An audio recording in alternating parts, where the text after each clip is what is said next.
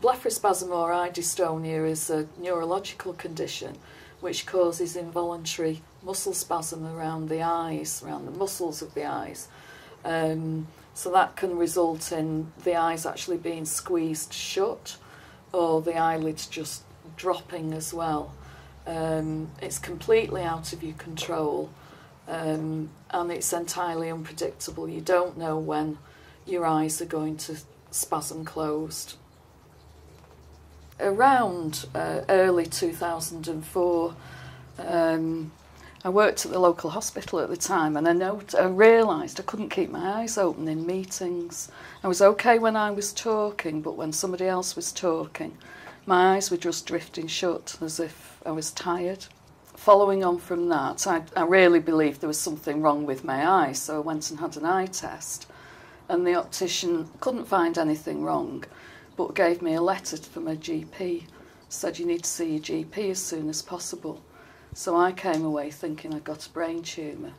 Saw the GP next morning, and he thought I'd got an eye infection, gave me drops and creams which didn't help at all, by which time my eyes were closed, I would say about 50% of the time. I had to have test after test after test. At one point I was told it was psychological, which I think a lot of people are told, unfortunately. By that time, after about 4 months off work, I was really desperate. My eyes were clamped shut, probably about 80 to 90% of the time. Life was really difficult. The hospital had mentioned that they thought it could be blepharospasm, or known quite commonly as eye dystonia. I looked on the internet, looked at the symptoms that were described on there, and they were identical to mine. So I thought, this is definitely what I've got. And I also found the Dystonia Society. And it was such a relief to see someone with the same symptoms. The eyes will just drop suddenly with no warning. So I can be walking along the footpath, able to see, and then my eyes will just shut. And I think I've adapted to it over the years. I just tend to carry on walking, but then I walk into lampposts and things like that. The triggers for causing spasms and eye closure with me, and in common with a lot of people, are bright light, sunlight. Most of us wear tinted lenses and sunglasses outside. Looking upwards. Most of us walk looking down at the floor. When I'm trying to cross a road, for example, my finger will go up like that, because as soon as I turn my head, my eyes will shut. So the finger goes up to keep the eyes open. There are various ways of coping with eye dystonia.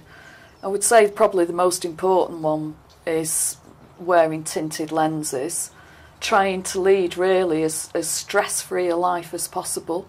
Helps. Making contact with people with the same condition, learning how they cope with it, and picking up their hints and tips is invaluable. And for me, and I know for a lot of other people as well, it's belonging to Dystonia Society groups, talking with others and sharing symptoms and coping strategies, really. I've met such a lot of really nice people through the Dystonia Society, made lots of new friends with eye dystonia. I was forced to slow the pace of life down, which was good at the time. I probably needed to do that.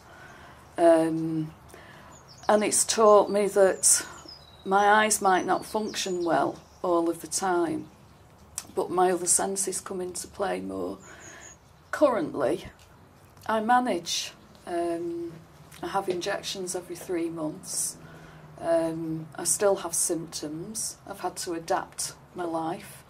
But I do enjoy concerts. I can sit there with my eyes shut and nobody cares.